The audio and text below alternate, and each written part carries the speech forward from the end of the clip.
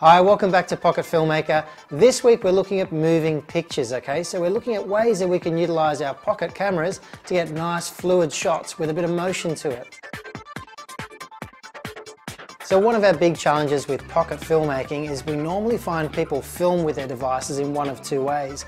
They either stand there rigid like a statue and the shot never moves, or they do this and they don't really care how they're holding the camera. It's just jello and vibrating and just crazy pictures all over the place. And once you blow that up onto a bigger screen, you'll find your audience just can't watch it. Okay, tip one, ban the digital zoom. Do not use it ever. It is terrible.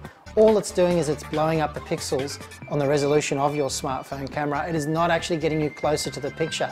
In this example, if I'm standing in a garden and I'm just zooming in on something using my digital zoom, look how boring that is. I've got to stand there and wait for that camera to go on in, look at the subject, pull back out again. It's slow, it's one steady pace and it's boring.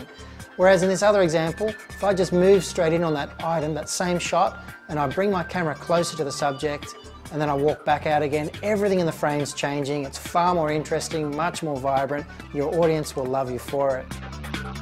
Tip two is to introduce an active frame. Now you might say, what's an active frame?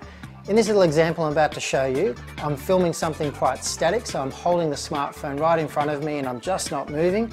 Now if I just move and shift my weight from left leg to right leg, just from side to side, you see the background and the foreground proportions change just a little bit, and it just keeps that picture nice and flowing and it looks great. So that's called an active frame. Try it, it's really easy to do and it just helps lift your pictures a lot.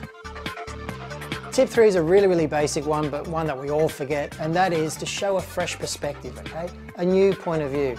So rather than just putting the camera at eye level, where we're all used to looking at the camera, position it somewhere else in frame, up high, down low, show the audience something different from an angle they're not used to seeing.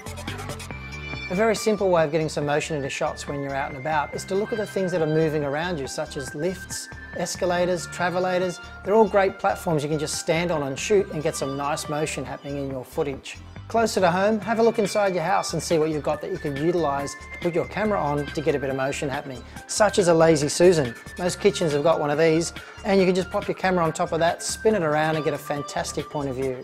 Now if we want to get fancy, there's a couple of great devices we can utilize to stabilize and get motion into our shots.